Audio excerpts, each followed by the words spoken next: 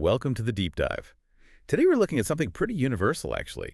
How countries manage to give everyone good health care, effective, high-quality stuff without completely breaking the bank. Ah, the million-dollar question. Hmm. Or maybe billion-dollar these days. It really boils down to making smart investments. Right. And that brings us to HTA. Exactly. Health technology assessment. Think of it as a really structured way to figure out what works best. Right. It helps evaluate new tech, treatments, procedures, making sure the money goes where it actually delivers value for patients and the system. It's Yep. kind of a shortcut to being, well, properly informed. Got it. So our mission today is a deep dive into how this HTA is taking shape, or maybe trying to take shape, in Iran, Right, and we're using a specific lens for this Kingdon's multiple streams framework. which helps us see how problems, potential solutions, and politics sometimes line up, right? Creating these moments for change. Precisely. We'll look at Iran's specific hurdles and maybe the unique chances they have to really get HTA embedded in their health policy. Okay, let's kick things off with the first stream, the problem stream. Why is HTA actually needed in Iran right now? What's the core issue?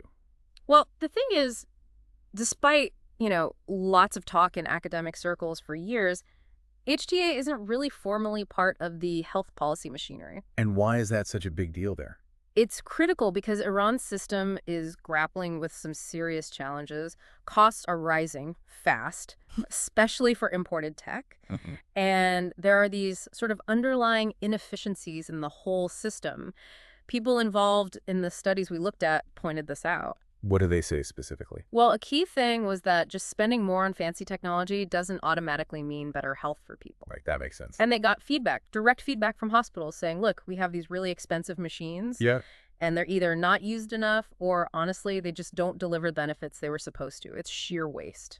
Wow. So unused potential draining resources. Exactly. And then you had what Kingdon calls focusing events, things like economic sanctions, the COVID-19 pandemic, And crises. major crises that really exposed huge vulnerabilities, shortages, system weaknesses. They acted like wake-up calls, big flashing signs saying we need a more structured approach here, like HTA. Okay, so the problems are pretty stark: waste, inefficiency, exposed weaknesses. But what about solutions?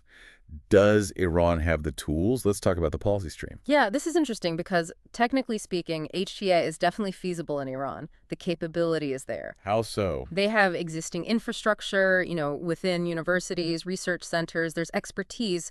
The how-to knowledge isn't really the missing piece. So they know how to do it in theory. Pretty much, yes. But, and it's a big but, there's this gap, a real disconnect between all the talk and studies and actual concrete policy action. HTA has been on the radar for ages, but the steps to make it standard practice, very slow. Why the holdup then? If the how-to is there, what are the roadblocks? Well, the research highlighted a couple of big ones. First, there's resistance, particularly from parts of the private sector. Worried about Market disruption, competition. HTA might recommend against using certain expensive things they sell or promote. Okay, that makes sense. What else? The other major factor is needing sustained political backing, real commitment from the top. Without that consistent push, good ideas like HTA can just stall out. Which leads us nicely into the third stream, politics. Mhm. Is the political environment shifting at all? Is there an appetite for this now? It seems like it might be, yeah. The political mood music in Iran seems to be getting more favorable towards HTA. Really? How? There's definitely a growing interest in making healthcare more efficient, more transparent, and HTA fits right into that narrative. It aligns well with political goals around better resource use, accountability. So the timing might be getting better. Potentially. We've even seen some recent leadership changes, for instance, within the Ministry of Health that signal maybe more openness to HTA ideas. It creates a potential window. Ah, a window. Kingdon talks about policy windows, doesn't he? When these streams align. Exactly. Those crises we mentioned, the shortages, the pandemic, alongside things like their ongoing health reforms, like the 2014 Health Transformation Plan, these can crack open policy windows. Opportunities for change. Yes, often short-lived moments where the problem is recognized, a viable policy solution exists, and the political climate is receptive. All three streams converge. But windows don't stay open forever. What makes the difference in actually seizing that moment? That's where policy entrepreneurs come in. Key people, often within government or academia, who really champion the idea. The driving force. Yes, they push HTA, they advocate, they work to connect the streams, their visibility, their tireless work. It's vital to actually use that window of opportunity and get HTA onto the national agenda for real. Okay, so pulling it all together. If Iran manages to strengthen its HTA system, what does that actually mean for you listening, for the healthcare system overall?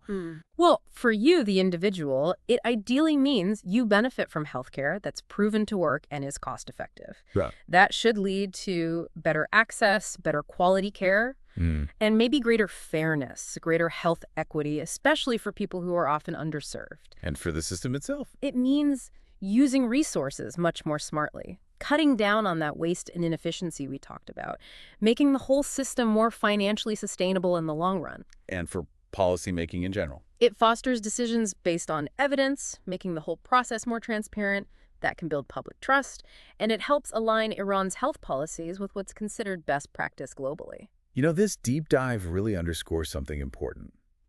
Transforming a huge system like healthcare, it's not just about identifying problems or even having the solutions ready. No, it's not. It really hinges on that critical alignment, the right time, politically and crucially, dedicated people pushing for change. Which leaves us with a final thought for you to consider. How can we, maybe in our own context, our own communities, make sure that vital knowledge and good ideas don't just stay in reports or discussions? How do we help push them into becoming real-world policies that actually benefit everyone?